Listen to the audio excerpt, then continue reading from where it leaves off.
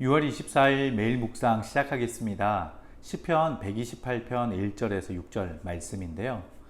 오늘 말씀을 좀 시편 말씀이기 때문에 중간중간 부분을 먼저 말씀에 대한 내용을 함께 같이 좀 살펴보고 오늘 묵상의 내용을 짧게 나누도록 하겠습니다. 1절 말씀에 보면은 제가 1절을 먼저 한번 읽어보겠습니다. 여호와를 경외하며 그의 길을 걷는 자마다 복이 있도다. 주님을 경외하는 자는 복이 있다라고 말씀하십니다. 이 말씀을 혹시 시편 1편에서 보셨던 기억이 나시나요? 시편 1편에 보시면 복 있는 사람이 여호와의 율법을 즐거워하고 그의 율법을 주야로 묵상하는 자라고 이야기를 하고 있었습니다. 시편 119편 1절에서도 행위가 온전하여 여호와의 율법을 따라 행하는 자들은 복이 있음이여라고 말하고 있습니다. 하나님을 경외하는 자는 주님의 명령을 즐거운 마음으로 지키기에 복될 수밖에 없다라는 것을 이해하시면 좋을 것 같습니다. 여호와를 경외하고 그의 길을 걷는다라는 것은 하나님의 말씀 안에 거하고 그 말씀을 즐거이 기쁨으로 순종하며 나아가는 사람이다라고 시편 기자는 고백하고 있는 것이고요. 그게 복의 근원이 되며 복된 길이다라고 설명하고 있습니다. 2절에서는 주님의 명령에 따라 사는 자에게 하나님이 주시는 복은 일한 만큼의 대가와 수확을 얻게 되는 것이다 라고 설명하면서 물질적으로 이런 일용할 양식을 채우시는 그 은혜를 날마다 체험하며 산다라는 이야기입니다. 이걸 역으로 설명을 해본다면 하나님의 명령을 따르지 않는 자들에게는 삶의 수고가 헛되게 하신다라는 뜻도 될 것입니다. 이어서 3절 4절은 주님의 명령에 따라 사는 자에게 주시는 또 다른 복이 바로 가정의 복이다. 아내는 건강하여 많은 자녀들을 출산하게 되고 자녀들은 감람나무의 묘목처럼 강한 생명력을 가지고 든든히 자라가게 될 것이다 라고 시편 기자는 노래합니다. 이어서 5절에서는 주님의 명령에 따라 사는 자에게 주시는 또 하나의 다른 복은 공동체의 복이다. 공동체가 주님을 경외하는 자들로 말미암아 하나님의 은총을 누리게 되는 것이다 라고 이야기합니다. 시온에서 비롯된 복이 그가 속한 모든 공동체에 임하게 되는 것입니다. 마지막 6절에서는 주님의 명령에 따라 사는 자에게 주시는 복을 또한 노래합니다. 그것은 장수의 복입니다. 장수 자체가 복이 아니라 아들, 딸, 손자, 손녀를 보면서 장수하기에 축복이 되는 것입니다.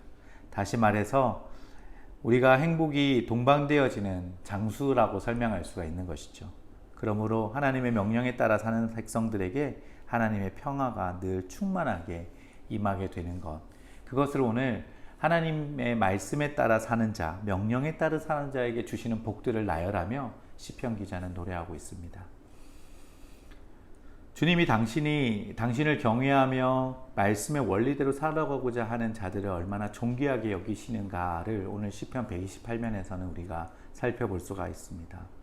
여러 가지 복들이 주님을 존귀하게 여기심의 부산물이 되는 것이죠.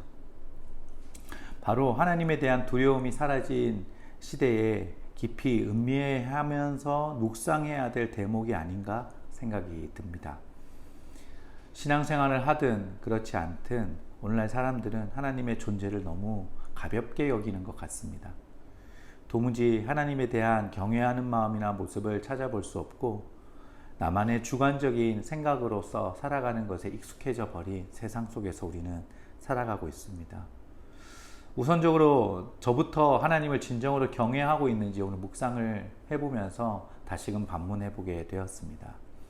하나님을 경외하는 것에 대한 나의 삶의 태도에서 여러 가지 부족한 모습들을 많이 떠오르게 했습니다. 하나님을 진실로 경외하는 자는 하나님의 말씀의 원리를 가슴에 새기며 살아갈 수밖에 없다라는 것, 그리고 말씀을 늘 가까이 하고 말씀에 순복하는 여부, 하나님에 대한 경외와 밀접한 연관이 있다라는 것을 묵상해 보게 되었습니다.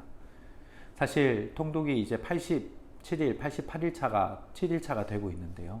이제 며칠 남지 않은 통독의 시간들을 보면서 와, 이제 끝이구나라는 어떤 피니시 라인을 생각하면서 이제 매일마다 통독하는 시간이 조금 이렇게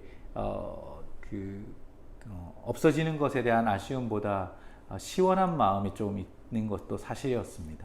그래서 끝나면은 조금 자유로운 시간들을 보내야 읽지 못했던 책을 봐야지 이런 생각들 하지만 경험상 비추어 보았을 때 한 번도 그것들이 제대로 이루어지지 못했던 것도 사실입니다. 성경을 다 보고 90일 통독이 마무리되어지면은 그냥 저의 삶은 다시 저의 주관적인 삶으로 돌아가는 저의 태도와 모습들을 반복적으로 기억나게 했습니다. 하나님의 경외가 많이 약하구나, 내 삶에서 뿌리 내리지 못하고 있구나라는 생각도 들었습니다. 주님을 경외하지 못하는 많은 요소들을 찾아서 제거하고 주님을 더욱 사랑하는 자리로 나아갔으면 좋겠습니다. 오늘 아까 제가 말씀에 대한 이해를 설명드리면서 하나님을 말씀에 가까이 하는 그 축복들을 하나님께서 부산물처럼 그 다음 연결해서 우리에게 허락해 주시는 시편 기자의 고백들을 같이 살펴보았습니다. 일한 만큼 대가와 수확을 얻게 되고 가정의 축복을 누리고 공동체의 축복을 누리고 장수의 복을 누리게 되는 것. 사실은 우리가 이것들이 이 땅에서 이루어지고 내 삶에서 표현되어지고 나타난다면 이것만큼 더할 나위 없이 좋은 축복이 어디 있겠습니까? 아주 근본적인 축복이라고 할 수가 있는데요. 하지만 우리가 이러한 축복들을 생각하면서 하나님 말씀을 가까이 하는 삶이 되어서는 결단코 안 될 것입니다. 하나님 말씀 안에 있기에 우리에게 주어진 것들을 축복으로 누릴 수 있는 우리의 삶이 되었으면 좋겠습니다. 시편 기자도 역시 그러한 삶을 노래하고 있는 것입니다. 우리가 하나님 안에 거함으로써 하나님의 축복, 하나님의 은혜, 그것들이 모두 나의 어떠한 노력으로 인하여서 부산물로 나타나는 것이 아니라 하나님께로부터 주어졌다라는 것을 확실하게 알 수 있는 하나님 안에 거하는 삶을 오늘 하루도 사시는 여러분들 되시기를 기도합니다. 기도하겠습니다.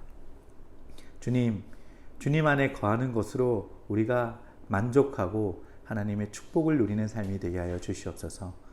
축복을 원하기에 하나님 안에 거하는 것을 우리가 마치 보험을 들어가면서 우리의 삶을 보장받으려고 노력하는 것이 아니라 하나님 안에 거하는 것이 우리에게 먼저 만족되게 하시고 그로 인하여 찾아오는 모든 은혜들이 하나님으로부터 시작된 것임을 고백하는 저희의 삶이 되기를 원합니다.